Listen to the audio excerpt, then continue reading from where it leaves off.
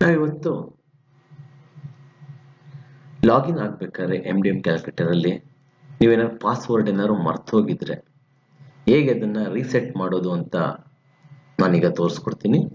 ನೀವು ಡೈರೆಕ್ಟ್ ಆಗಿ login page ಬಂದಿರ್ತೀರಾ. MDM calculator ಅಲ್ಲಿ ಯೂಸರ್ ನೇಮ್ ಹಾಕ್ತೀರಾ, ಪಾಸ್ವರ್ಡ್ ಹಾಕ್ತೀರಾ, ಲಾಗಿನ್ ಕೊಡ್ತೀರಾ. ಇದೇನಂತೆ ಇನ್ಕರೆಕ್ಟ್ ಕ್ರೆಡೆನ್ಶಿಯಲ್ಸ್ ಅಂದ್ರೆ ಪಾಸ್ವರ್ಡ್ ತಪ್ಪಿದೆ.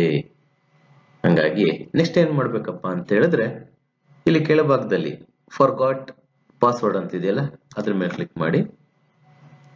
ಇಮೇಲ್ ಐಡಿ ಕೇಳ್ತಾ ಇದೆ. ಯಾವ್ದು ಇಮೇಲ್ ಐಡಿ ಅಂತ ಹೇಳಿದ್ರೆ ನೀವು ರಿಜಿಸ್ಟ್ರೇಷನ್ ಟೈಮ್ ಅಲ್ಲಿ ಯಾವ ಇಮೇಲ್ ಐಡಿ ಹಾಕಿರ್ತೀರೋ ಆ ಇಮೇಲ್ ಐಡಿ ಹಾಕಿ ಗೆಟ್ OTP ಮೇಲೆ ಕ್ಲಿಕ್ ಮಾಡಿ.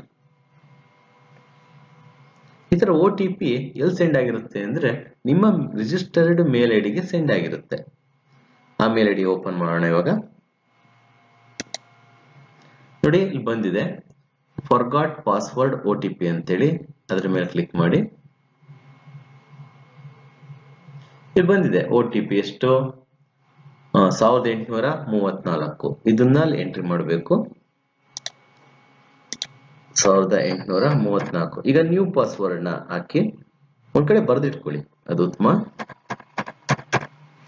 ಮತ್ತೆ ಕನ್ಫರ್ಮೇಶನ್ ಇನ್ನೊಂದ್ಸಲ ಹಾಕಿ ವೆರಿಫೈ OTP. ಡೈರೆಕ್ಟ್ ಆಗಿ ನೋಡಿ ಪಾಸ್ವರ್ಡ್ ಚೇಂಜ್ ಸಕ್ಸಸ್ಫುಲಿ ಅಂತ ಬಂದಿದೆ. ರೀಡೈರೆಕ್ಟ್ ಟು ಲಾಗಿನ್ ಪೇಜ್ ಬಂತು. ನಾನು ಯೂಸರ್ ನೇಮ್ ಹಾಕ್ತೆ. ಈಗ ನ್ಯೂ ಪಾಸ್ವರ್ಡ್ ಹಾಕಿ ಲಾಗಿನ್ ಕೊಡ್ತೀನಿ. ಸಕ್ಸಸ್ಫುಲ್ ಆಗಿ ಏನಾಗುತ್ತೆ ಲಾಗಿನ್ ಆಗುತ್ತೆ. ಇಷ್ಟೇ. Thank you.